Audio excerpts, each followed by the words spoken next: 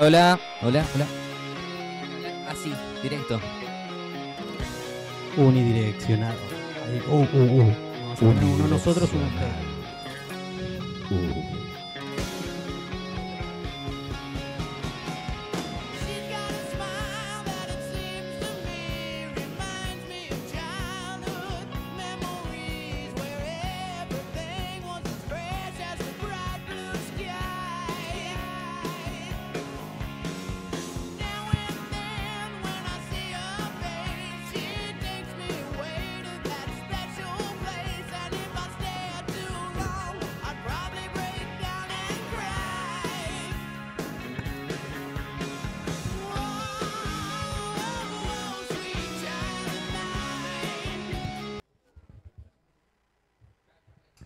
Ok.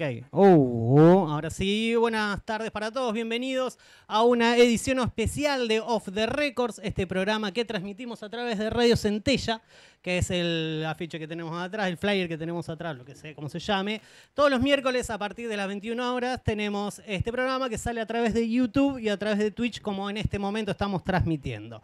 La idea de este programa que hacemos junto a Tomás Mirra, Facundo López y Diego Reyes, que no está presente, pero siempre está en nuestros corazones, es juntar a dos personas que primero que queremos mucho y después que son muy buenos en lo que hacen, y justamente lo que hacen tiene que ver con el terror, tiene que ver con el asustar gente, tiene que ver con el contar historias. Así que para nosotros es un placer. Primero queremos presentar a nuestro valor local, una persona que queremos mucho, que estimamos un montón. Entre algunos de sus hits tenemos La Frecuencia Kirlian, tenemos Abrazo de Madre, tenemos Historia del Oculto. Al primero que queremos presentar y que quiero que sea recibido con una ovación es al señor Cristian Ponce. Bienvenido, Cristian.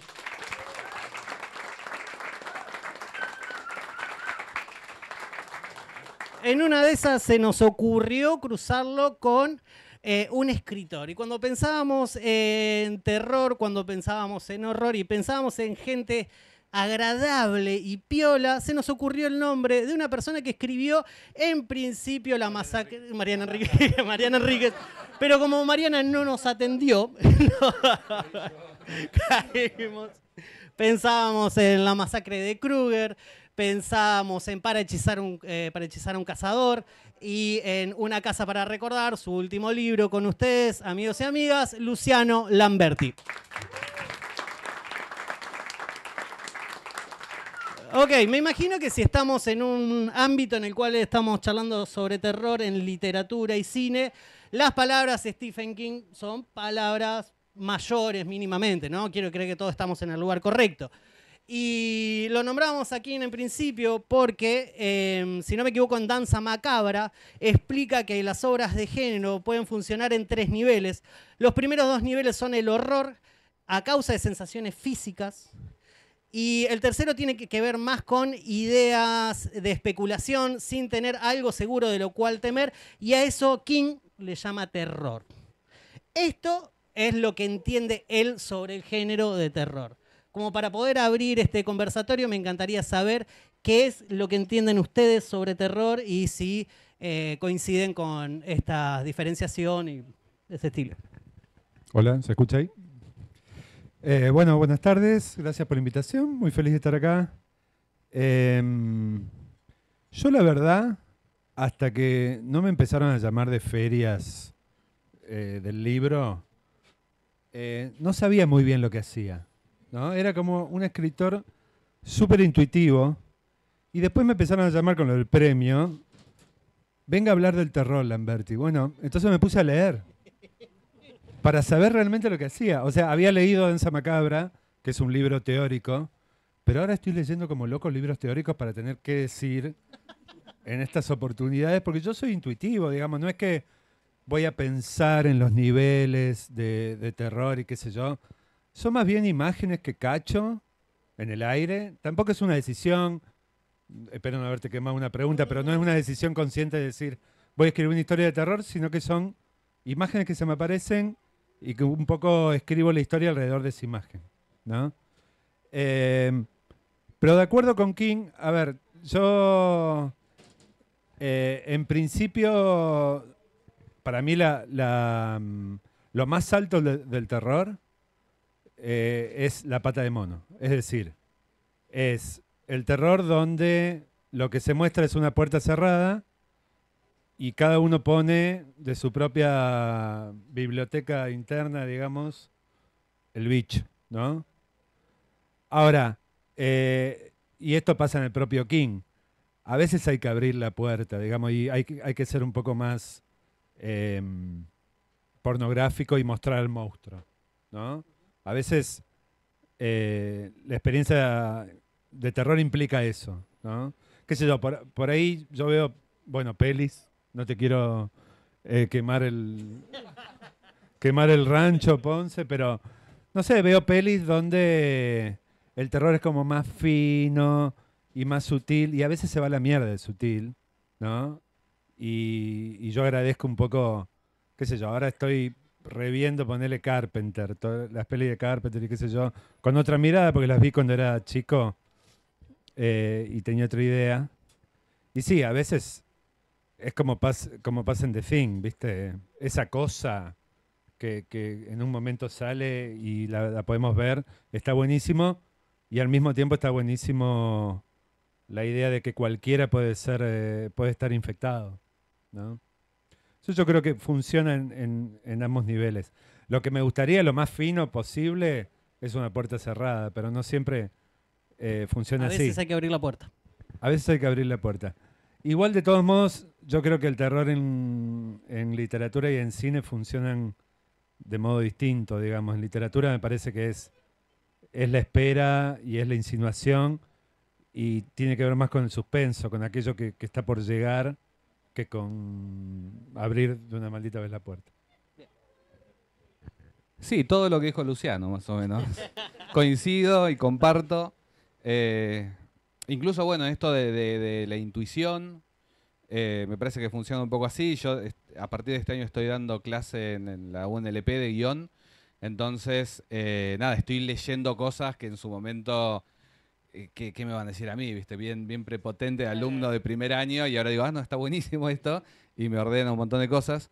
Pero bueno, algo que me quedó medio como mantra de algún momento en la facultad, que se habló de género, era la cuestión de, y tiene que ver con estas dos categorías que siempre se me mezclan, de terror y horror, que dice King, que es por un lado, se hablaba como de los grandes miedos, hasta los que podías rastrear prácticamente cualquier obra de terror, que era el miedo a la muerte violenta y el miedo a la pérdida de la identidad.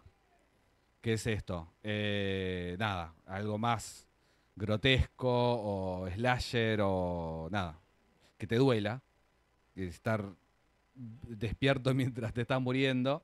Y después, el que para mí tiene más que ver con la incertidumbre es perder lo interior. Que yo desde de Rosemary, no sé, se puede rastrear casi cualquier cosa. El exorcista, claro. La pérdida de control. Que el exorcista, bueno, es eso, es una nena poseída, pero a su vez es una madre que no sabe qué hacer con su hija, que bueno, que es el ejemplo que pone también King en Danza Macabra. Pero también, más allá de la creación, me parece que hay como múltiples maneras de acercarse al terror como género, como espectador. Porque bueno, qué sé yo, yo creo que puedo ver una de A24, que es como el lugar común de la sutileza, qué sé yo, a, no sé, una Viernes 13. Me van a gustar las dos, pero por cosas distintas.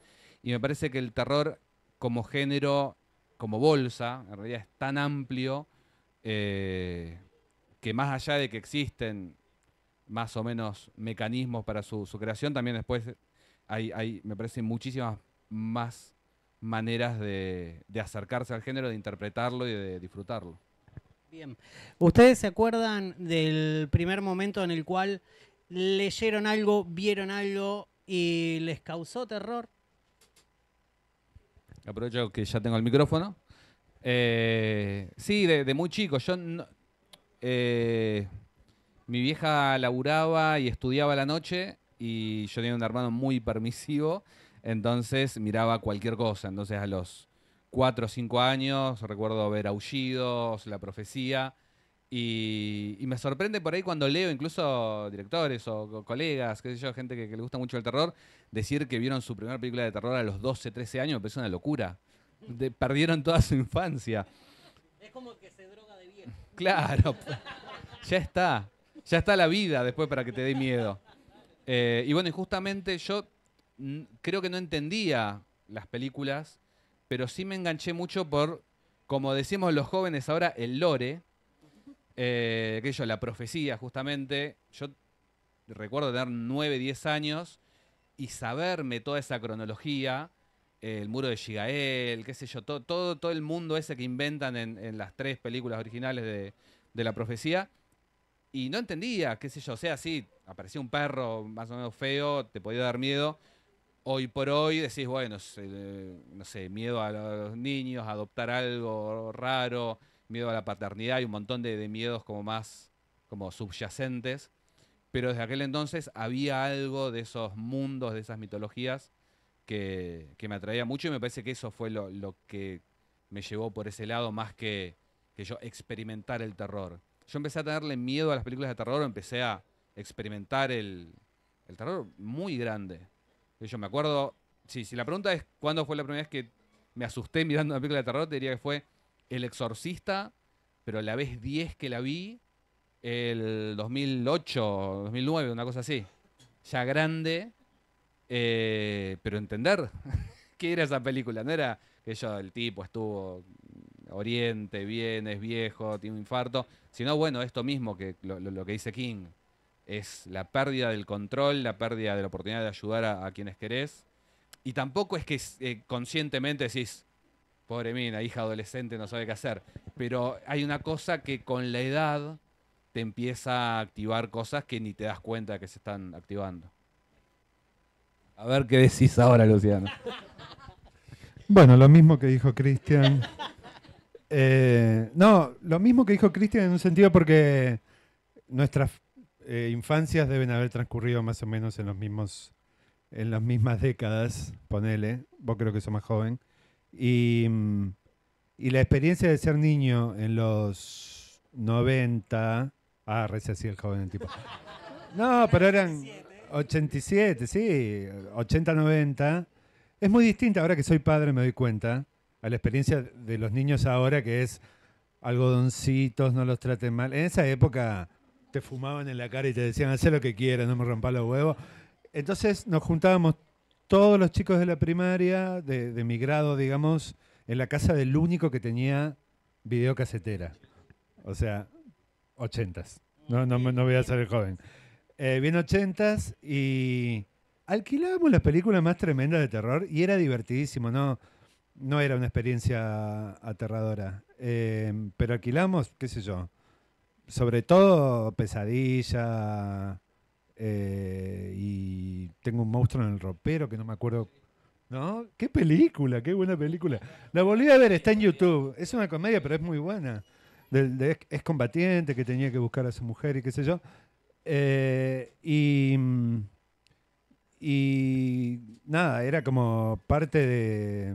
O It, la vieja versión de It, que daba miedo por momentos. Yo me acuerdo muy bien de esa peli. No la volví a ver y no creo que lo haga para no arruinármela. Y después, en términos más, digamos, literarios, empecé a leer, pero no exclusivamente terror, sino a ver el terror en escritores como Cortázar, ponele, o Ray Bradbury, que tienen momentos de alto terror, aunque en general uno no dice son escritores de terror. Cortázar tiene unas escenas que están buenísimas, y a partir de ahí como que... Pero yo creo que la primera vez que sentí miedo, y miedo en el sentido de que me acordaba de la película una vez terminada y me seguía acordando durante muchas noches, fue una noche que agarramos Halloween en la tele, y esa máscara era como, madre de Dios, no, esa noche tuve que dormir con la luz encendida. Sí. No, nada lo mata, el hijo de puta. Por Dios, le pegaron como 4 disparos. Eso es muy genial. Y eso. Bueno, recién estuvieron mencionando algunas obras clásicas, ¿no? Tanto del cine como en la literatura. Y bueno, eso me viene como anillo al dedo. Quería saber cuál es la concepción que tienen ustedes de los clásicos, ¿no? De los textos o de las películas consideradas canónicas del terror. Si lo toman como un lineamiento a seguir a la hora de crear algo de terror, algo del género, o es más como, che, esto ya está hecho, ya está escrito, hay que alejarse un poco de acá, ¿no? Hay que hacer algo nuevo. No, yo no tengo problema con los géneros, en el sentido de que no sé quién decía que uno puede escribir o género, que son como formas establecidas, o tratar de ser original o buscar cosas más locas, digamos, ¿no? En mi caso, durante mucho tiempo, yo estudié letras y durante mucho tiempo una vocecita que era la vocecita de mi profesora de literatura inglesa, que vive adentro mío y me da órdenes, me decía, ¿qué estás haciendo? Escribiendo esas cosas de fantasía, ¿no? Cuando podrías estar escribiendo cosas serias y de verdad, que por otro lado la literatura inglesa tiene un montón de esas, pero bueno, pero después poco a poco la fui abandonando y matando hasta extirparla, y pensando que cuando uno va a buscar algo en un género, va a buscar lo que sabe que tiene que encontrar. Digamos, a mí la cosa de una película de terror, volviendo a 24, que parece ser el tema, una película de terror que no dé miedo y que me aburre, que sea toda indie de escenas lentas, no es una película de terror, digamos. Y por otro lado, o un libro. Por otro lado, el género tiende a ser, obviamente, muy conservador en la forma. Entonces yo por ahí lo que hago es tratar de jugar un poquito con eso para, bueno, conformar a mi profesora de literatura inglesa, y buscar que uno tenga más o menos que colaborar con la historia para terminar de construirla y que eso sea parte del placer de leer, digamos, ¿no? Sí, a mí me encanta el cine, me encanta el cine de terror, fantástico, y no tengo problema. Era una cosa que me mortificaba antes, como esto de, me entero que hay, no sé, una película que remotamente toma un tema similar a algo que quiero hacer yo, y no, ya lo descartaba, decía como, y es una pavada enorme eso. Habría 2 películas en total en el Claro. mundo directamente. Pero es una cosa con la que me amigué, con la idea de remix también, y un poco, que yo, las cosas que he podido ir haciendo con el tiempo, nada, se abrazaron a la combinación de, o sea, usar o apoyarme en cosas que existen, cosas que me gustan, cosas que me inspiran, pero sí buscarles una vuelta extra. De hecho, Historia del Oculto, la primera película que hice, básicamente es si los periodistas de Todos los Hombres del Presidente investigaran una secta al estilo de lo de Rosemary. Y uso los apellidos de los personajes, o sea, no me voy a hacer el que no, pero me parece que es parte del disfrute para mí a la hora de hacerlo, y también a la gente que la ve y que le gusta, y hay como un juego también, me parece, como de identificar la referencia, medio pop en algún punto. Pero nada, o sea, no tengo problema ni a la hora de incorporar esas obras en lo que yo hago, ni, por supuesto, reconocer cada cosa también por la época en la que se hizo. Nada, me gusta, creo que me gustan más cosas anteriores a lo que se hace ahora. Como por ejemplo. Qué sé yo, películas para televisión de los 70, Kolchak, La Noche del Espantapájaro, que son cosas que se hacían con un presupuesto de alguna manera más cercano a lo que podríamos hacer nosotros como realizadores en Argentina, con una idea también de que, bueno, la hacemos una semana.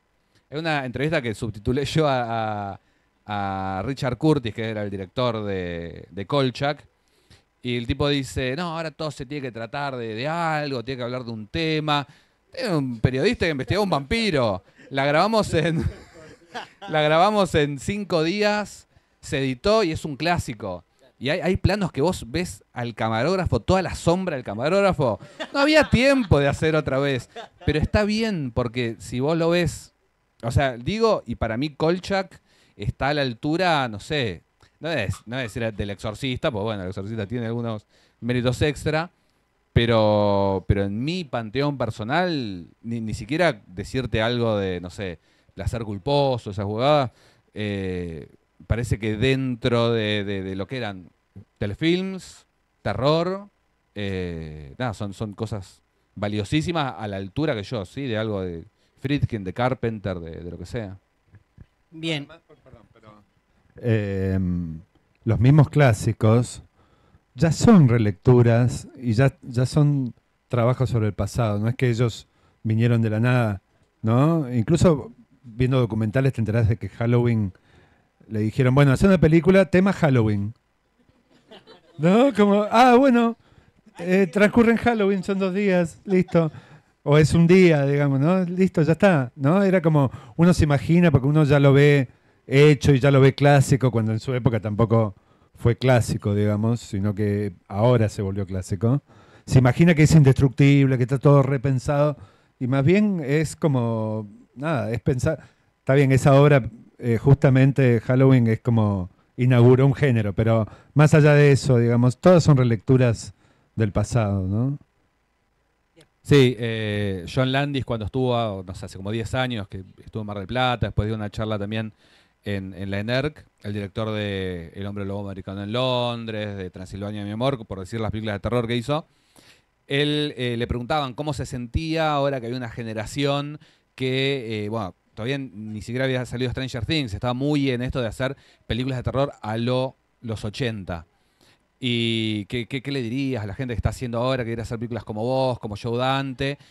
Y él decía que vayan a ver las películas que veíamos nosotros, porque nosotros queríamos ser como John Ford, como Howard Hughes. Claro, o sea, siempre estamos como recontando un poco lo anterior, lo que nos inspiró.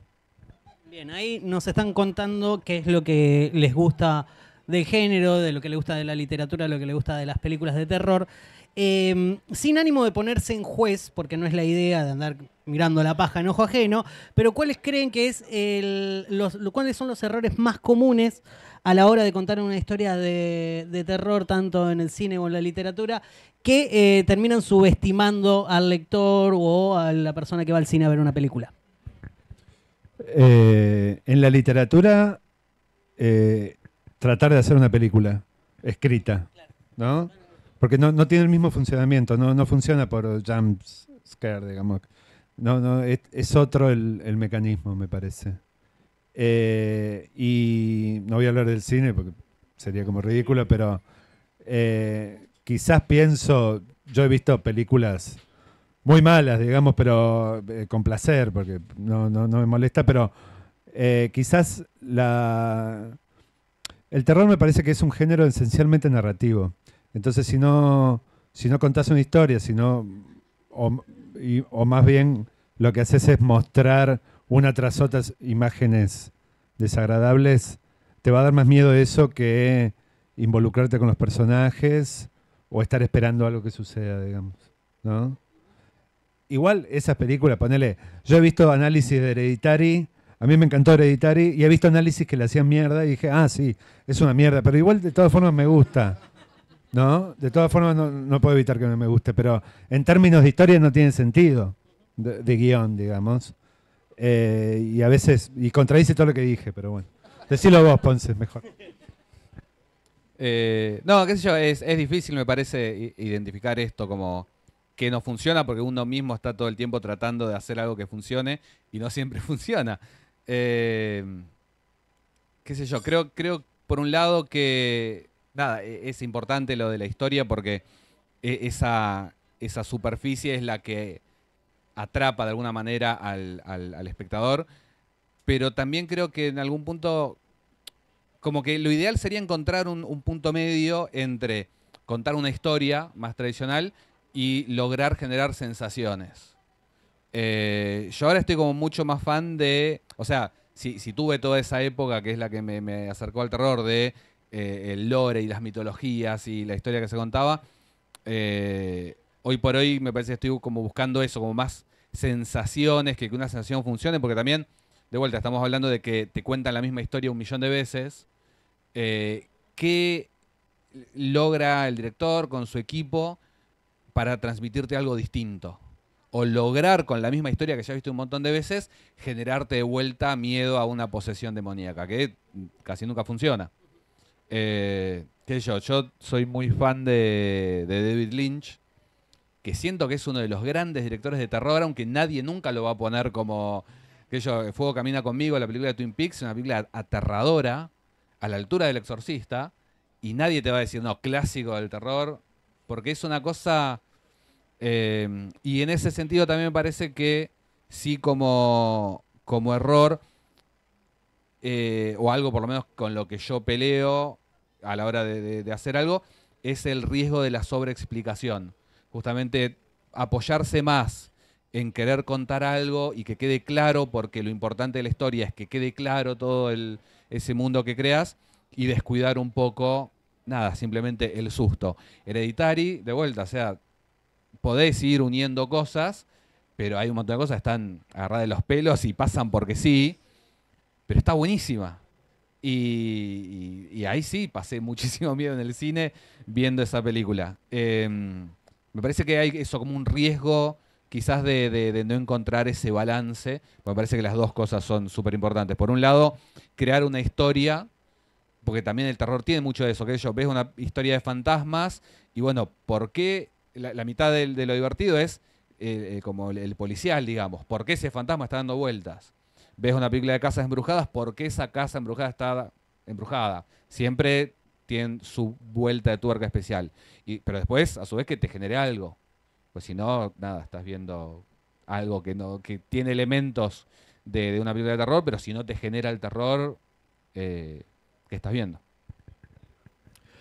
Siguiendo un poco con la línea de lo que estaban diciendo, hay una discusión muy grande en el género hoy en día, que en realidad viene ya desde hace un tiempo, que es entre mostrar o no mostrar, ¿no? Entre detallarle al lector o mostrarle al espectador para que justamente eso lo impacte, o no mostrarle, no decirle, sino que ser sutil y dejar que el espectador, el lector, experimente eso, ¿no? Y que se asuste a través de eso, o que se incomode.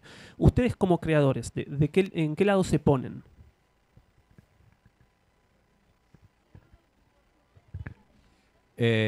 A mí hay una cosa que me gusta mucho, que es, bueno, un poco esto lo de la pata del mono y no terminar de entender lo que estás mirando, pero más allá de lo narrativo, sino de directamente lo que estás viendo. A mí me gusta generalmente las cosas que he hecho y que he tenido el control de cómo se ven finalmente, siempre creo que se vean mal, porque se esconde un poco, porque se vean feo, el low-fi. No, Chris, se ve lindo, Chris. No, pero esto que vos ves una sombra en el fondo y medio sacarla de foco, medio tirarle como una mugre encima, un grano, lo que sea, porque de esa manera el espectador termina de armar y probablemente, no te digo, porque es medio lugar común esto de que el espectador se va a imaginar algo más aterrador, pero sí creo que se va a imaginar algo que a él le dé más miedo. Okay. Va a depositar en ¿cómo se dice? Esa cáscara que le estamos brindando. Va a decir, no, esto es terrible. Como el bebé de Rosemary, de vuelta. El bebé de Rosemary jamás se ve al bebé. Te vuelven a mostrar los ojos del demonio que abusa de Rosemary. Pero cuando se estrenó recién la película, la gente... Dicen que comentaba, yo no estaba, pero se comentaba, no, sí, se ve el bebé, es pelado, qué sé yo, una cara de malo terrible, y en realidad es como la intención que le ponía la gente a eso. Y en ese sentido, algo que he intentado hacer es eso, como proporcionar esas cáscaras, esas cosas, no mostrarlas demasiado y aprovecharme, bueno, de la buena voluntad de los espectadores a la hora de completar la obra. Yo tampoco hablaba acerca de esto, ¿no? Como me parece que tiene que ver con lo que necesita cada cuento, cada novela, ¿no? Qué sé yo. De muy chico leí Los premios de Cortázar, que es una novela donde una serie de personajes se gana un premio en barco y a medida que transcurre la novela te enterás de que hay algo en la proa que es siniestro y nunca lo ves, y Cortázar se negó a decir qué era porque tampoco lo sabía, digamos, o lo que estaba tomando la casa en Casa Tomada, digamos, ¿no? Que es el clásico tema de discusión acerca de ¿era Perón y Evita que estaban arrancando el parquet y haciendo danzado? O no sé, me parece que en ese caso funciona así y funciona muy bien, por otro lado, ¿no? Lo más aterrador de Casa Tomada es que en la conversación, cuando se escucha el primer ruido, la conversación que tienen es: tomaron el comedor. No, se me quedaron las estampillas. No, para ellos, estos dos hermanos, era algo completamente natural. Eso es lo más aterrador del cuento. Y hay otros cuentos donde un tipo se arranca la cara y ves, digamos, el pellejo, y está buenísimo y funciona bien, ¿no? Qué sé yo. Depende de cada caso. Muy bien, estamos en una edición especial de Off the Record, transmitiendo a través de YouTube y a través de Twitch con Cristian Ponce y Luciano Lamberti. Esto tiene formato de conversatorio, de charla. Conversatorio quizás es un nombre muy elocuente para ponerle. Y como tal, aquellos que vayan creyendo que tienen alguna pregunta pueden ir levantando la mano, que les vamos a dar lugar como para que puedan hacerlo. ¿Por qué creen que el género de terror es un género tan atractivo? Tengo dos respuestas, ¿no? Una es nostálgica, esto de tener 9 años y estar viendo películas con mis amigos y que eso sea como mi educación sentimental en un punto, ¿no?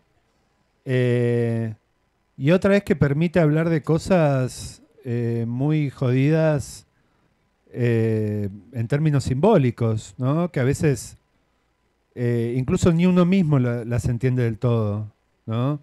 O las últimas implicancias de lo que uno está escribiendo, qué sé yo. Seguimos hablando de Dr. Jekyll y Mr. Hyde, o de Drácula, o de Frankenstein, a 2 siglos de haber sido escritos, y nos siguen diciendo cosas esos libros, ¿no? Y esas historias. Y andás a ver qué estaba pensando Mary Shelley cuando escribió Frankenstein, digamos. Es una cosa...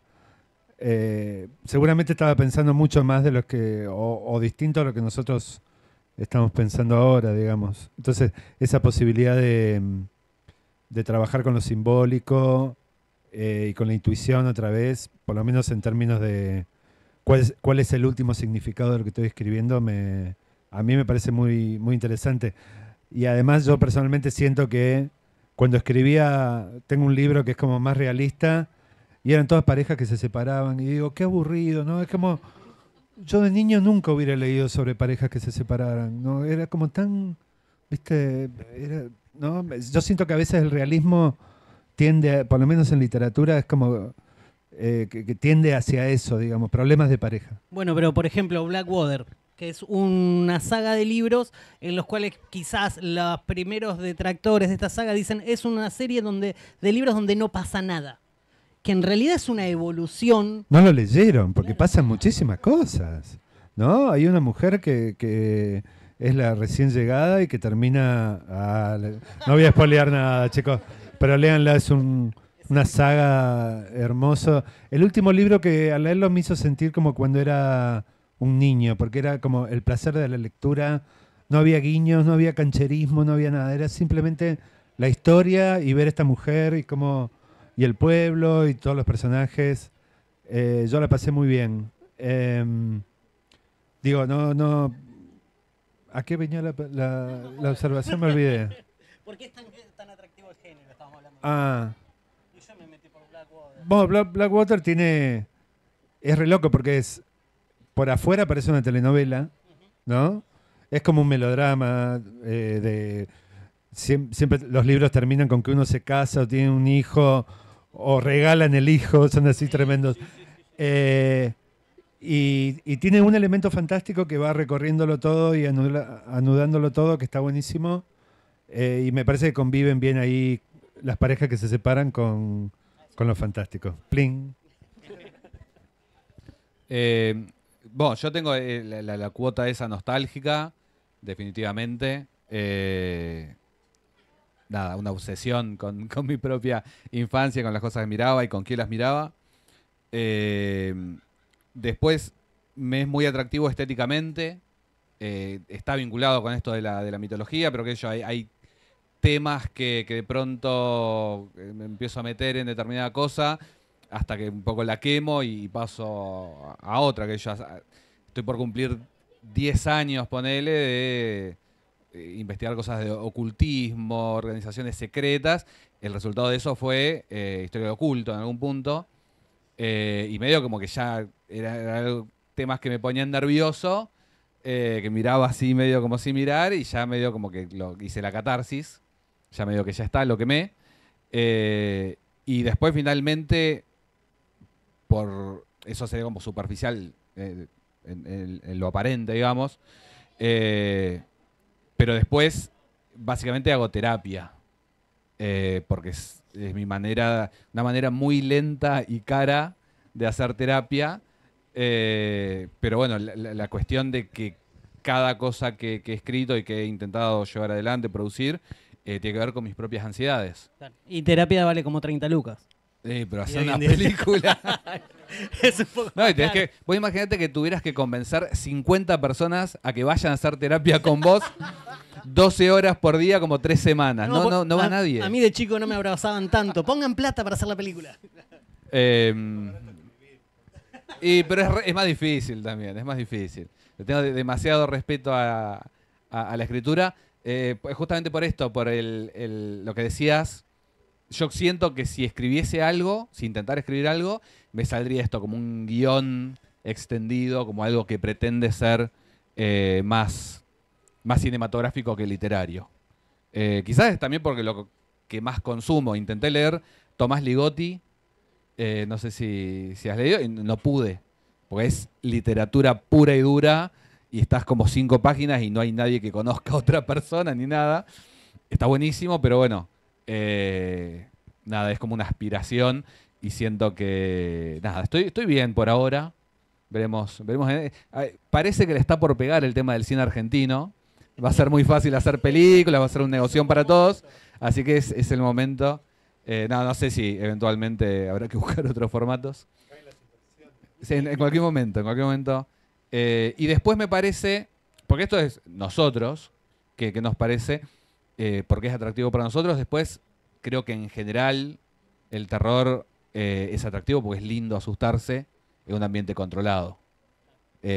A nivel químico, es como tenés el susto, pero sabés que, nada, no es un susto de que estás volviendo a tu casa a las 5 de la mañana y de pronto te sigue alguien, sino, bueno, un monstruo, algo así, y sabés que en 1 hora y media, 2 horas se termina, y por ahí, nada, volvés a lidiar con otros problemas de la vida, pero tuviste como un empujón, te forzaron a algo, que pasa también que yo con la comedia, con los géneros, bueno, un melodrama. Vos no querés tener un romance que es una cagada todo, con enfermedades terminales, pero te clavás ¿cómo se llama? La fuerza del cariño, la mirás, llorás y decís, bueno, listo, ya está. No, además, en relación al público o a los consumidores, hay algo que tiene que ver, no en vano, digamos, uno empieza a consumir terror cuando es niño o adolescente. Tiene que ver con lo prohibido, ¿no? Y con transgredir un límite, digamos, como en un ambiente controlado, como dice Ponce, pero yo creo que es volver a juntarte a ver películas de terror con los chicos. Después ya te asustan otras cosas como los aportes jubilatorios, cosas más reales. O las bombas nucleares, etcétera. Ya adentrándonos un poco en lo que son sus trabajos, ¿no? Lo que son sus obras. ¿Hay una coincidencia o hay una relación que hay, ¿no? entre lo que ustedes hicieron, por ejemplo, entre en La Maestra Rural y La Masacre de Kruger y La Frecuencia Kirlian, que es esta cuestión del microrrelato que va formando parte de una historia más grande, ¿no? Que le va agregando cada vez más capas, le va agregando cada vez más detalles. ¿De dónde nace esta forma de narrar, esta estructura?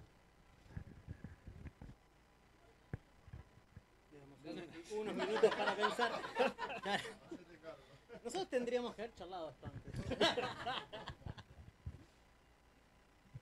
No, qué sé yo, para mí son mecanismos válidos. Por un lado, de vuelta, hacer una película en mi caso es tan difícil que cuando tenés la posibilidad metes todo. Entonces, y a su vez también es una manera no sé, yo tengo una sola película que hay un solo protagonista de principio a fin. Después todo lo demás, que es Abrazo de Madre.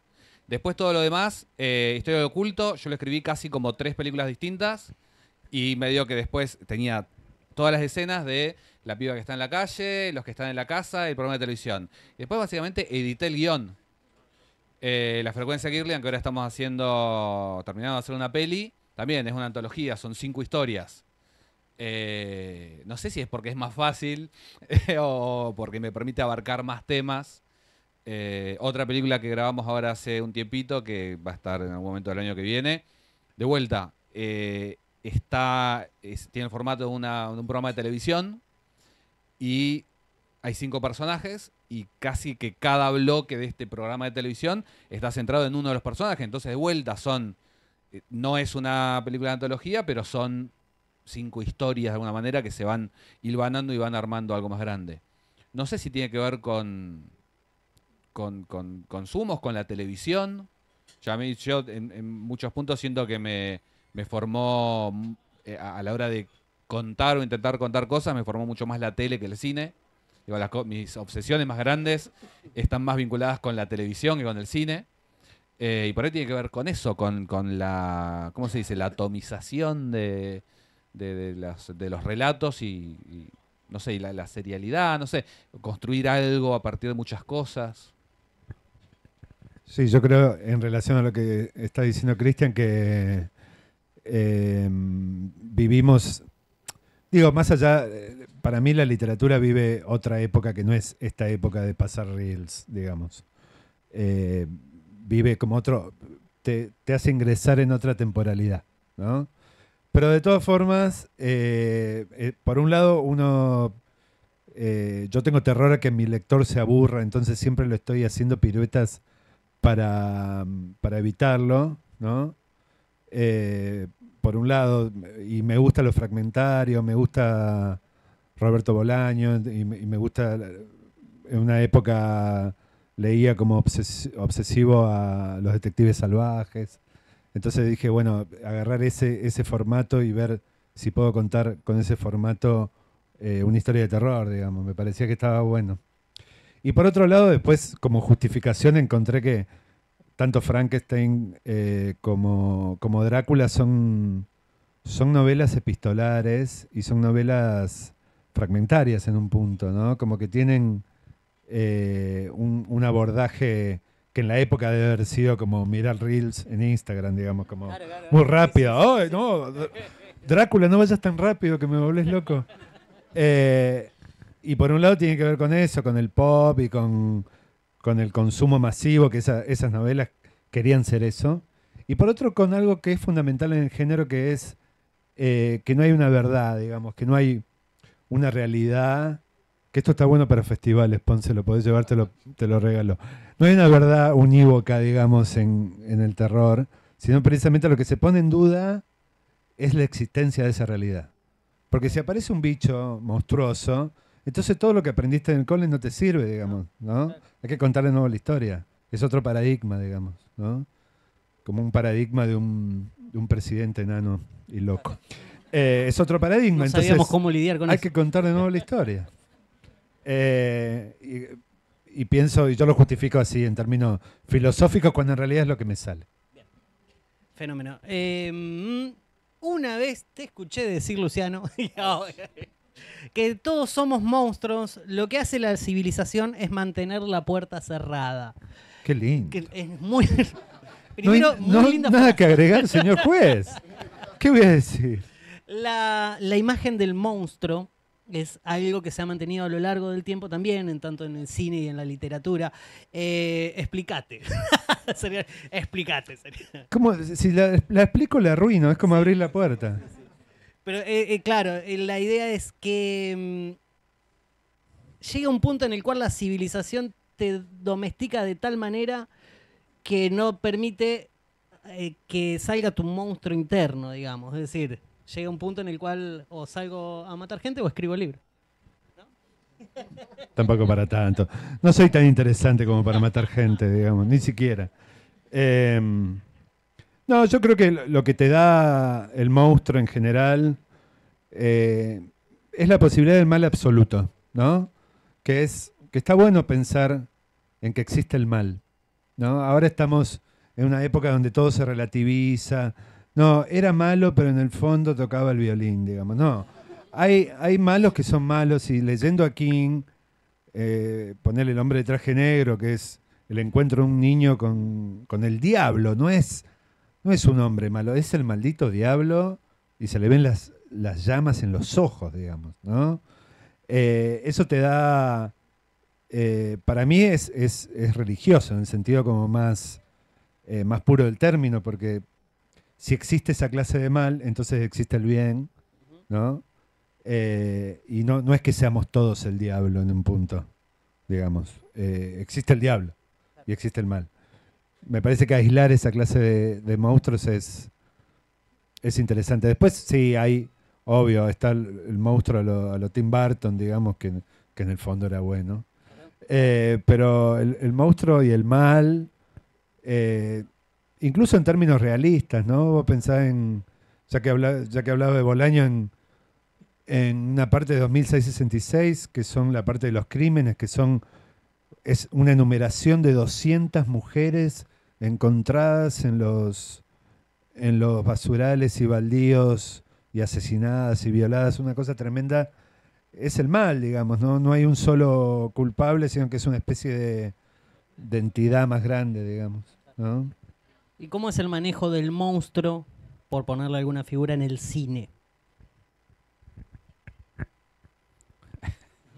No, creo que en ese sentido funciona medio parecido, o sea, no sabría qué responderte, Nacho. Son eso, como cáscaras de vuelta para llenarlas un poco con lo que te parezca, ya sea a la hora de crearlo, bueno, hay como un goce estético o interno de, bueno, yo haría esto. No lo harías, ni en pedo, pero es dentro de una, como es que decía, un ambiente controlado. No solamente recibir el miedo, sino, bueno, hacer ese ejercicio de, no sé, cómo mataría a alguien. Yo creo que la mayoría de la gente acá presente en algún momento ha pensado el crimen perfecto. Claro, no lo hacemos porque, bueno, la civilización y todo. Pero bueno, ahí está la oportunidad. Si estás mirando una película de crímenes, yo lo haría mejor o qué sé yo. Dexter, Breaking Bad, ¿por qué tuvieron tanto éxito esas series? Porque bueno, era eso. Y no había consuelo de no, es buen tipo en el fondo. Esas son como medias tintas que medio arruinan incluso el juego. Volviendo un poco a La Maestra Rural y La Masacre de Kruger por parte de Luciano y Abrazo de Madre y La Frecuencia Kirlian por parte de Cristian, hay una similitud que es esta fuerza antagónica o este monstruo, como le dicen ustedes, que es desconocido, que viene de afuera, ¿no? Por ejemplo, en La Masacre de Kruger vemos esto que cae del cielo, que es lo que empieza a distorsionar todo, y vemos estas entidades escondidas, ¿no? Abajo de la tierra, en Abrazo de Madre y en La Frecuencia Kirlian, que son las que controlan todo. ¿De dónde viene, ¿no? el nacimiento de que el terror sea hacia lo desconocido? ¿Responde a un miedo personal de ustedes o a un interés a que el terror se origine desde lo desconocido? Creo que es lo incontrolable. O sea, todo esto que podría ser horror cósmico, ponele, que lo habría inventado, le habría dado forma final y el paquete y lo entregó al mundo Lovecraft. Una cuestión que me parece que llegó con los primeros atisbos de bueno, grandes ciudades, globalización, y de pronto el miedo no era el lobo que andaba suelto en el bosque, sino nada, algo que era mucho más grande que tu mundo personal. Y me parece que hoy por hoy funciona tan bien y es tan popular terror cósmico, ya sea para consumirlo o de vuelta para crearlo, para pensar cuál puede ser el miedo, porque vivimos en un mundo en el que no sabemos, tenemos una idea de lo que pasa, pero hay toda una estructura de empresarios, políticos, lo que sea, que nos gobiernan, algoritmos, algo que ya no tiene carne, la inteligencia artificial, que nos controlan de alguna manera, que controlan nuestras vidas, que tiene que ver, me parece, con eso, con un Nyarlathotep o una criatura que es mucho más grande de lo que podríamos entender, pero de la que rige nuestras vidas. Me parece que tiene un poco que ver con eso. En mi caso, por lo menos, las grandes empresas en algún momento empezaron sus CEOs empezaron a aparecer, Jeff Bezos, Zuckerberg, pero en realidad estas empresas, estas redes sociales, estos mundos por fuera del mundo, los exceden. Son como estos monstruos que son una cabecita pequeña y todo el resto del cuerpo lleno de bultos y cosas inabarcables. Parece que va un poco por ese lado.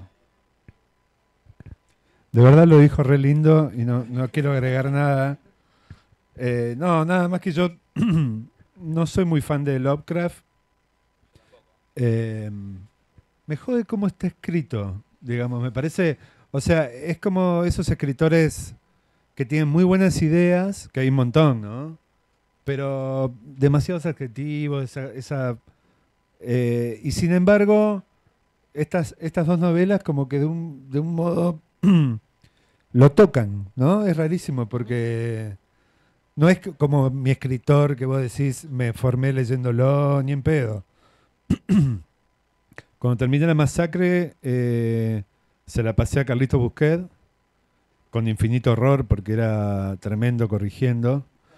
Y me pasó El color que cayó del cielo, que yo no recordaba haberlo leído, ¿no? Y después me robé bastantes cosas para la versión final, como El sabor del agua, qué sé yo, ¿no? Cosas que estaban en ese libro, que me parece que está bueno ese libro, El color que cayó del cielo. Pero hay mucha cosa de lo... A mí, si tuviera que elegir, me interesa mucho más... desconozco a Mamá, digamos, como tema del terror, más que Mamá. En Mamá vive un gusano pero bueno, son también cosas que me van saliendo y que, ¿no? Pero el terror, digo, que va a casa y a lo seguro y a la sensación de lo siniestro, como decía Freud, digamos, esto de desconocer lo familiar, me interesa mucho más conscientemente. Pero después me salen tentáculos por todas partes.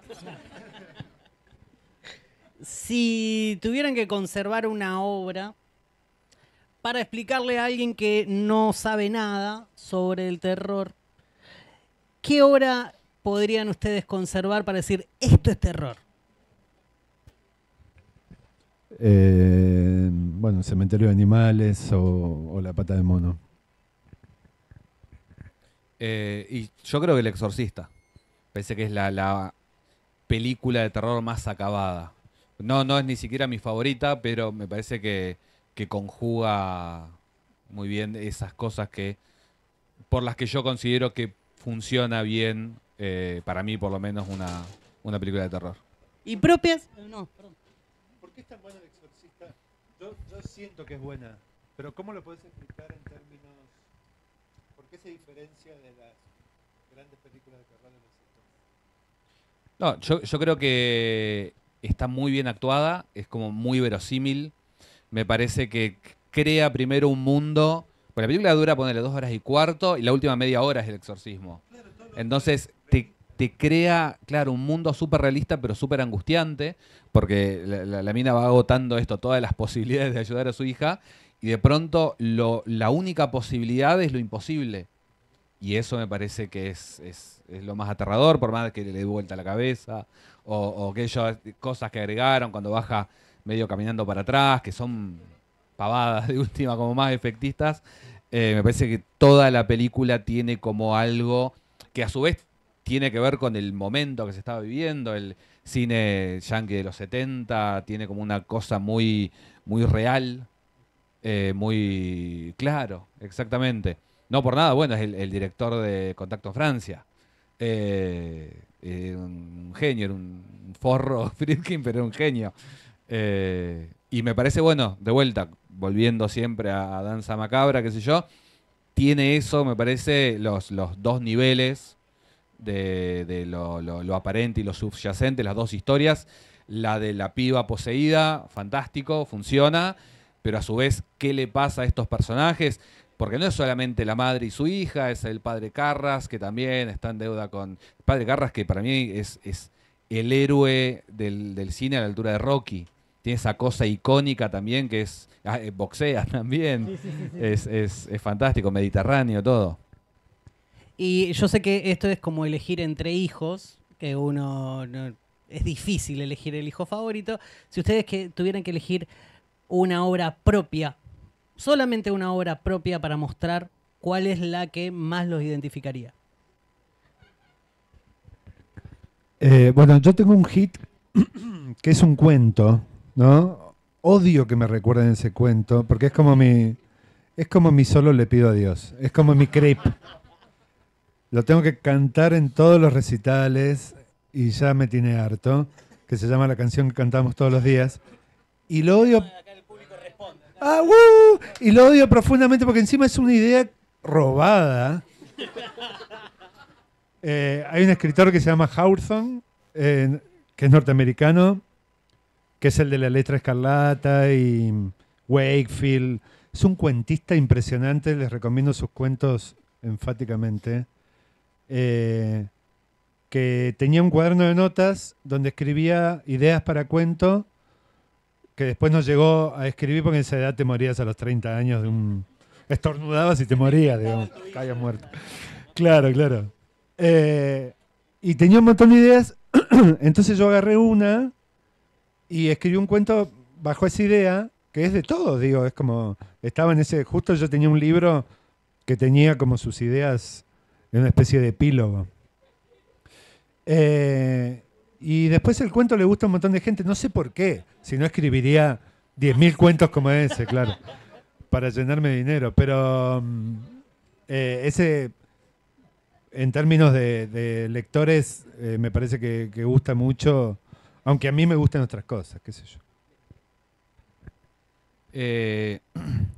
Esto va a sonar como a querer vender algo, pero creo que la película que grabamos este año, que va a estar recién el año que viene, creo que es la que más con la que más me identifico. Mi señora ahí no me va a dejar mentir. El otro día cuando la vimos, que vimos el primer corte, me decía que sentía que era mi cabeza puesta en una película. Entonces sí, decimos eso. O sea, y siento que, nada, que es como lo más acabado de lo que me gustaría hacer. Se llama Familia teme enfrentar una nueva noche de terror. Y bueno, va a estar en algún momento del año que viene.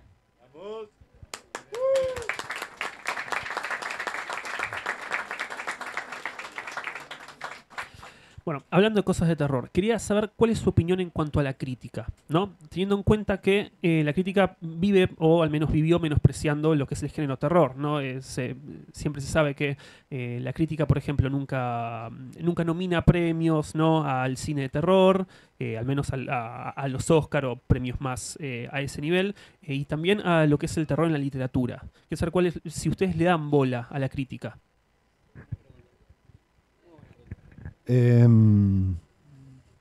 Yo le doy bola en el sentido de que me meto a espiar en Goodreads qué dicen de mis libros. Lloro a veces una semana entera, ¿no? Un señor que vive con la madre a los 40 años me dice, no, Lamberti, tendrías que haber escrito esta cosa. Y yo digo, sí, tenés razón, señor. Señor que juega los jueguitos todo el día, tiene razón. Eso es más el público, que me parece que... Porque una vez que uno ya tiene como cierto camino, ya los críticos los conoce todos, te comiste un asado, entonces no son muy objetivos. Pero ese señor sí es objetivo, porque no sabe que yo estoy escondido con mi bati disfraz, espiando sus opiniones. Y sí me interesa, pero qué sé yo, tampoco se puede dejar conforme a todo el mundo, ¿no? Yo creo que en términos de literatura, por lo menos, lo que pasó con la Enríquez y con Schweblin y con Basterrica, como que estuvo buenísimo porque empezaron, yo que vengo de letras, empezó a estudiarse el terror en letras, digamos, que está bueno, ¿no? Igual la crítica hoy no ocupa el mismo lugar que ocupaba cuando yo empecé a escribir. Si no salías en La Nación, Clarín o no sé qué, no existía, o Eñe, ponerle, no existías, digamos, era como, hoy existís más por los booktubers y por el que muestra tu libro que tiene no sé cuántos seguidores, más que por el crítico que... ¿Quién lee un suplemento cultural hoy? Nadie, digamos. Pero ¿no es más efímero también el booktuber que te muestra ahí? Sí, 15 porque minutos del no día? está haciendo crítica, está haciendo divulgación, ¿no? Pero la crítica no sé muy bien qué lugar ocupa. Igual está bueno si te leen y si dicen cosas interesantes. Siempre que alguien te lee en su casa, sentado, porque uno lo escribe, viste, todo enrollado y qué sé yo, y el otro está cómodo leyéndote y siempre va a enriquecer tu obra, ¿no? A mí lo que me pasa que salen cosas geniales en las devoluciones y siempre las uso como si fueran ideas mías y hubiera estado todo planeado, digamos. Pero salen cosas muy buenas, ¿no? Y a veces sí, hay qué sé yo, ahora se hacen estudios del terror y determinadas épocas históricas y qué sé yo que están buenos, por lo menos en literatura, que eso hace 15 años era inimaginable, digamos, o pensar en King como un escritor respetable, ¿no? Yo cuando estudiaba letras lo leía a escondidas en el baño, si me llegaban a encontrar mis compañeros. Te Iba a bajaban ser el precio tremendo. enseguida, inmediatamente. No, iban a ser violentos a su nerd manera, digamos. Claro, claro. Sí, otro ejemplo de lo mismo que dijo Luciano, con algunas diferencias. Cambiamos Goodreads por Letterboxd y es medio lo mismo. Sí, de vuelta, creo que también en el cine cambió un poco la perspectiva, incluso con el cine argentino de terror, que tuvo un crecimiento en todo sentido, de lenguaje, de técnica, y hay toda una generación de críticos y analistas que lo ven de otra manera. También creo que los críticos de los diarios y los medios, medio como que su opinión medio pesa lo mismo que la de cualquier persona de vuelta en Letterboxd.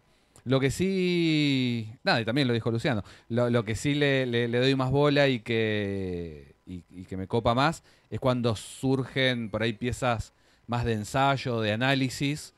Hay algunas revistas, La Vida Útil, revistas de cine por ahí dando vuelta, que tienen como esa mirada más, no de reseña, sino de, bueno, a ver, vamos a juntar, pasó mucho con Historia de Oculto, que la comparaban, un sacrilegio total, con Invasión, la película que escribieron Borges y Bioy Casares. Y una película que yo no había visto, y la vi, me volví loco y habría querido verla antes para afanarle más cosas. Claro, totalmente.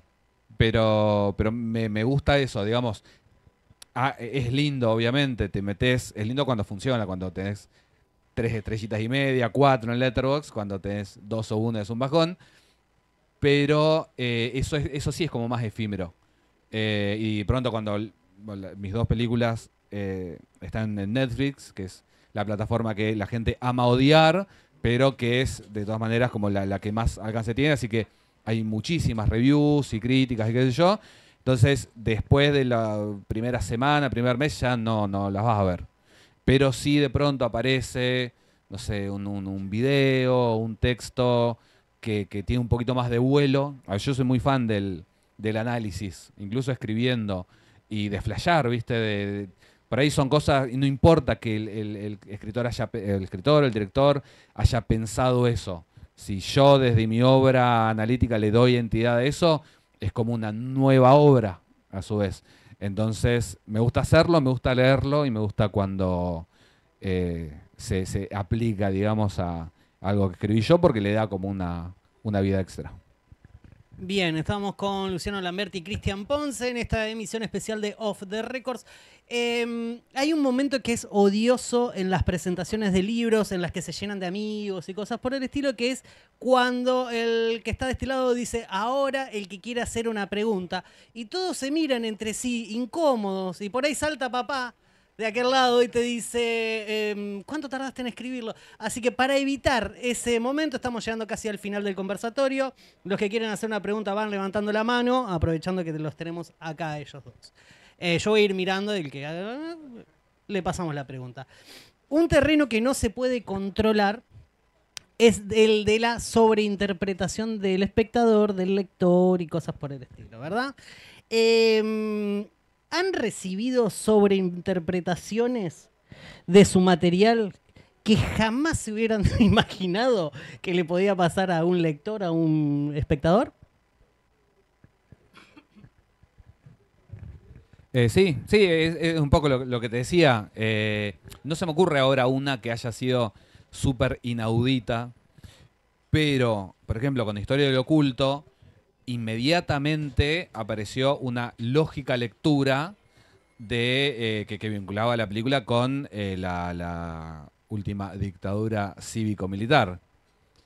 Y yo lo juro que no era la intención. O sea, hubo toda una cuestión de una sinapsis de decir, bueno, gobierno corrupto. Yo, para escribir esa película, leí un libro de Daniel Santoro, que es sobre técnicas de investigación periodística, y el tipo se ocupaba mucho de lo que había sido la venta de armas a Panamá durante la presidencia de Menem. Entonces había un montón de muertes, ¿viste? Había gente que moría de pronto. Y entonces la relación que había hecho yo era con un presidente real, del mundo real, quiere callarte la boca, manda a un sicario, pareces muerto. ¿Qué haría un brujo? Te hace desaparecer de la realidad. Me parecía lo lógico. O sea, con una inocencia absoluta de...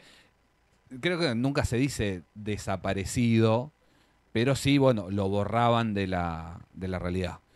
Y fue grabando la película por una cosa que nada que ver.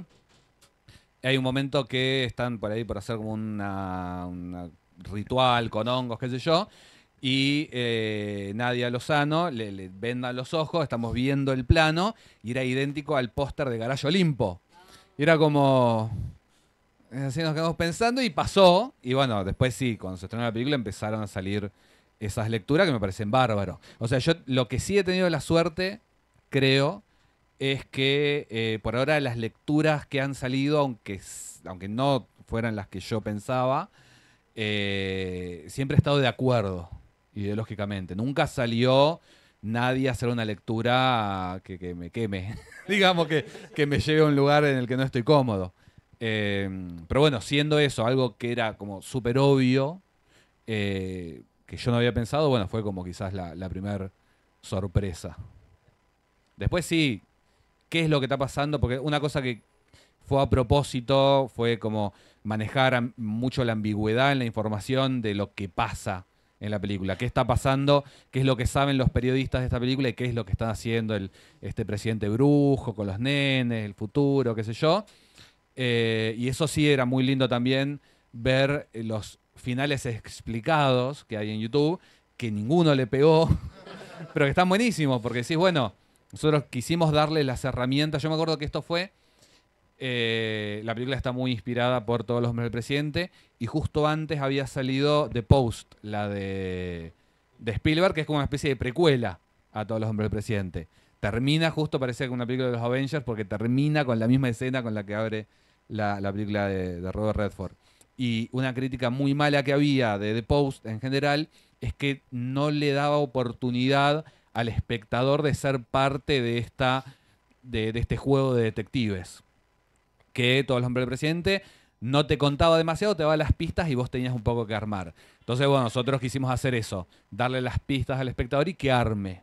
Por ahí le dimos demasiadas pocas pistas, pero bueno, nada. Me parece que una de las cosas que siendo una película tan chica y con pocos recursos, qué sé yo, lo que logró que haya gente que le gusta mucho La película es eso, la oportunidad de casi de participar y de completar, de elegir tu propia aventura. Como... No, y lo que está bueno es Neustadt. Además, todos sabemos que esa película en realidad habla de los Illuminati y de tu participación en los papeles de Epstein, Ponce. Te tienen fichado, están acá afuera, los autos negros. No, ya un poco estuve hablando, qué sé yo, sí, me parece que está bueno las cosas que me dicen, siempre son cosas que otra vez uno está intuyendo y la gente la pone en palabras. Para mí lo que uno, que es lo que yo trabajo como problema en mis talleres, lo que uno no tiene que hacer es decirle al lector exactamente lo que el lector piensa, ¿no? Como si fuera todo, como si nos moviéramos en un mundo de algoritmos, digamos. Y lo que yo escribo trata de no confirmar exactamente lo que piensa, sino ponerlo en términos de problemas, ¿no? Entonces, la novela esta del cazador, aparece una madre de Plaza de Mayo que mata gente, digamos, vos decís, me merezco que me claven un hacha en mitad de la frente por eso, pero me parecía que estaba buena porque si vos trabajás un tema como la dictadura con los mismos elementos con los que trabajaba Garayo Olimpo o La Noche de los Lápices, ya pierde todo efecto, digamos, ¿no? Entonces yo lo que trato es darle una vueltita, por lo menos estética, para seguir perturbando. Aprovechando, ¿no?, que tenemos a dos de los máximos exponentes del género, tanto en la literatura como en el cine, no quiero perder la oportunidad de pedirles una recomendación a cada uno, tanto película como libro, que ustedes creen que sean fundamentales para aquellos que ya están metidos, ya están adentrados, ¿no?, en lo que es el consumo del género terror. Bueno, ahora acaban de reeditar un libro que están todos mis alumnos leyendo, o por lo menos gran parte, los que se lo pueden comprar porque es medio carote, que se llama La Casa de Hojas, de Mark Danielewski, que es un libro... Anoten.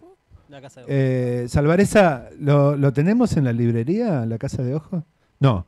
Bueno, lo vamos a traer porque es un libro que es el Rayuela de los libros de terror. Es un libro que habla... Bueno, de Enríquez lo dijo públicamente que le había robado para escribir La Casa de Adela, porque es una casa que es más grande adentro que afuera, tiene una puerta que no da nada, digamos, y que es interna. Es un librazo así, que tenés que mover, es impirateable, si uno piensa en piratearlo, porque lo tenés que mover, tiene diferentes tipos, es como un libro juego que es hermoso, que a mí lo amo profundamente y lo acaban de reeditar, y creo que no sale un delirio.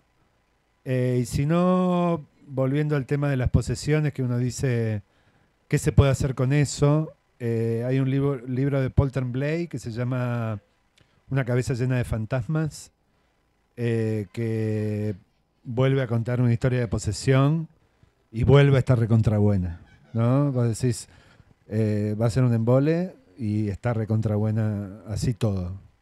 Muy recomendable. Sí, Una cabeza llena de fantasmas, que es como un found footage, pero en libro, y que es una cosa que en primera instancia no tendría sentido, pero funciona increíblemente. Están hace mucho tiempo amagando con que van a hacer una película, pero por ahora no. Mejor. Sí. Oz Perkins casi la hace, el que hizo Longlegs y qué sé yo. Yo, para recomendar una película que no sea tan conocida por ahí, y ya es súper conocida porque tuvo como una reivindicación en los últimos años, en una película que estaba bastante perdida y ahora se consigue muy fácil y en muy buena calidad. Invasión, de Hugo Santiago. De vuelta, es una película que está escrita por Borges y Bioy Casares, y es una historia de un grupo de una resistencia que está tratando de frenar una invasión a una ciudad muy parecida a Buenos Aires, y tiene una cosa ahí entre sobrenatural, entre ciencia ficción, que es alucinante, con muchísima paranoia, persecuciones, cine dentro del cine. Nada, es una película que vi hace relativamente poco y creo que la semana que la vi 3 veces seguidas, una cosa así. Es una locura. Esa película, como muchísimas, más de 2000 a esta altura, películas argentinas, se pueden ver en una página que se llama Inforeal de Cine, que si les gusta el cine, pueden ver. Es una página total y completamente no oficial, pirata, pero nada, siendo que es tan difícil encontrar cine argentino en plataformas, ni hablar de salas de cine, es un muy buen lugar para encontrar mucho de lo que se hizo y muchísimo de lo que se está haciendo ahora. Ok. Ya terminando con nuestras preguntas al menos. Primero, más que nada, agradecerles la presencia. Para nosotros no deja de ser una experiencia muy loca tenerlos acá, sinceramente, porque cuando uno los lee, los ve por separados, lo primero que se nos venía a la mente es decir, ¿cuánto tienen en común? ¿No? Tenían un montón en común ambos. Es nuestra interpretación, lo mismo, ¿viste? Nosotros nos quedamos con nuestra interpretación. Y en la charla que tuvimos, en un momento en Off the Records, con Luciano, vos dijiste algo que a mí me quedó un montón, otra vez te voy a usar textualmente, es que el género en literatura estaba pegando la vuelta ya. Me gustaría preguntarles qué momento está pasando el género, tanto en literatura como en el cine. Qué sé yo, por qué lo habré dicho eso, pero... Yo me acuerdo textual que vos me dijiste, y estamos hablando de un género que ya está pegando la vuelta. Lo dijiste con tanta... Yo dije, ¡fa! Son cosas que... Estaba borracho. No, me imagino que porque uno cuando va a leer algo de terror, como que tiene el género en la cabeza, entonces espera una vueltita más, digamos, ¿no? Yo siempre pongo el ejemplo del cuento este de la Enríquez, que es el desentierro de la Angelita, que es un cuento clásico de fantasmas, donde siempre el fantasma quiere que pongan sus huesos en Camposanto, y la protagonista pone los huesos en Camposanto y el fantasma sigue ahí. Entonces, lo único que hace la Enríquez es romper un poquito las reglas del género y con eso ya funciona. O la escritura de Grady Hendrix, que es un escritor que está todo el tiempo haciendo guiños, pero bien, digamos, porque escribe muy bien y tiene un gran manejo del género, pero está todo el tiempo haciendo guiños al terror de los 80 o de los 70. Incluso tiene un libro que me lo compré que se llama Paperbacks from Hell, que son todas las ediciones de Pulp de los años 70 y 80 de novelas de terror como más baratas, digamos, clase B, digamos hoy, que está buenísimo. Pero bueno, no, probablemente haya querido decir que uno va al género, por un lado, esperando encontrar el género, y por otro, esperando ser de alguna forma engañado. Sí, yo creo que eso, pegó la vuelta, pero en el sentido también de un todo vale. Parece que por la manera que consumimos ahora a través de internet, que podemos ver tranquilamente una película tailandesa al mismo tiempo que vemos una argentina o una yankee, creo que, no sé, hubo como una tendencia, ya pasó en realidad, pero esto del terror elevado, A24, Neon, que eran como películas más finas. Y después pasó algo que no se esperaba a nadie, que era que aparezca Terrifier, una película súper controladamente, pero misógina y violenta y qué sé yo, y fue un hit. Entonces medio como que Neil Gaiman decía, ya no sé si se puede citar a Neil Gaiman hoy por hoy.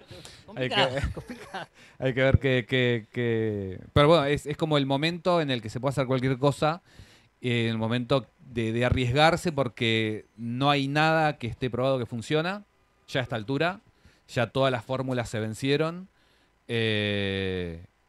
Y justamente por el recorrido que puede tener una película ahora online, yo creo que podés encontrar público para prácticamente absolutamente cualquier cosa. Primero porque ninguno de nosotros es tan original como que vas a hacer una cosa que te guste solamente a vos. Estamos todos tan domados por algoritmos y qué sé yo, que si tenés la oportunidad de producir un relato en cualquier forma y tenés la manera de sacarlo ahí afuera, va a encontrar su público. Entonces, bueno, hay esto, como relatos originales, pero también recuentos o versiones nuevas con pequeñas alteraciones, y todo convive, me parece, al mismo tiempo. No sé cuál va a ser el próximo hit, si es que va a haber posesiones. Después hay, qué sé yo, ansiedades de época, ¿viste? Cada tanto salen nenes malos y te salen 5 películas con nenes que guarda. Hoy por hoy no sé si hay algo así ahora. Claro, bueno, vuelven los nenes.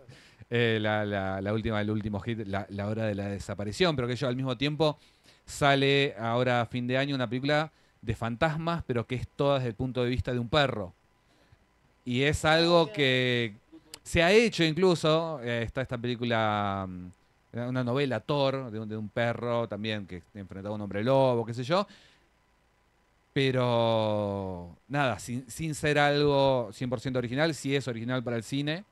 Y existe, y hay un montón de gente que se muere de ganas por ver esa película, que es un poco Coraje el perro cobarde live action, pero en una película de terror seria. Bueno, un poco pasaba lo mismo el año pasado con Esquina Marink, ¿no? Esta película que es famosa por no mostrarte absolutamente nada, y se construye a través de eso, a través de la imagen, esquivarte completamente lo que te tiene que mostrar. Sí, Esquina Marink para mí lo que tiene, siendo lo súper experimental que es y qué sé yo creo que captó un montón de cosas que estaban pasando en YouTube. El chabón, el director, es youtuber. Y era básicamente, viste que hace un par de años estaban estos videos que te salían, que eran como para dormir, sí. Que era, te estás quedando dormido mientras llueve y en la habitación de al lado tus padres escuchan canciones viejas de los años 20. Y Esquina Marink es eso. Porque escuchás esa musiquita, ves unos dibujos animados de un televisor que está lejísimos y a su vez te va generando un relato súper espeluznante que de vuelta, no sé si habrá 2 personas que hayan entendido lo mismo de esa película, pero tiene unos momentos que son terribles, terribles. Y es una película que puede existir y que, de vuelta, fue un hit porque se estrenó en un festival, era todavía época de pandemia, un festival híbrido. O sea, podías verla online, alguien la pirateó, tipo segundo festival que estaba, la piratearon, se vio automáticamente en todo el mundo, y es una película súper rara que tuvo estreno comercial en Argentina. No sé si la fue a ver alguien, pues ya la hemos visto todos online, pero se estrenó en cines de Argentina y es algo que solamente creo que puede pasar hoy. Ok, si nadie tiene una pregunta, estaríamos cerrando este conversatorio. Queremos agradecerle a Juan Barba, quien nos reserva este lugar. Como verán, está lleno de gente, todo el mundo jugando y haciendo cosas. Nos reservó este lugar para que tengamos este hermoso conversatorio. Quisiera pedir un enorme aplauso para Cristian Ponce y Luciano Lamberti. Muchísimas gracias.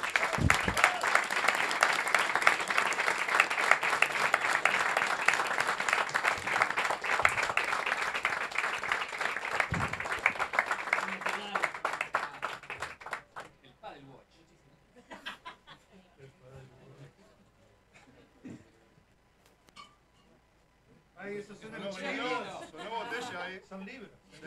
Hay libros. Libros de vidrio. Muchas gracias por venir.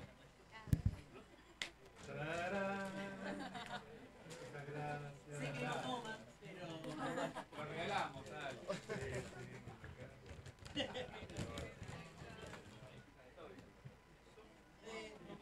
Esto es parte regalo, parte chivo por total admiración. Es un libro que escribí yo en pandemia y con mucha admiración quería que lo tuvieran ustedes.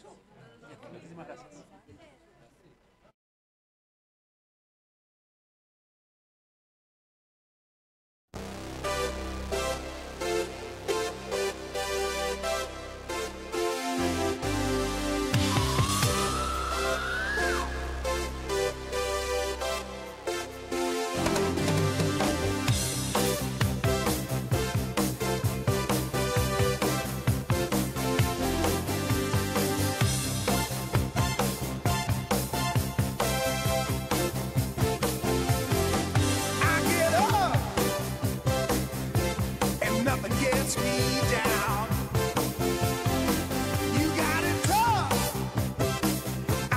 travel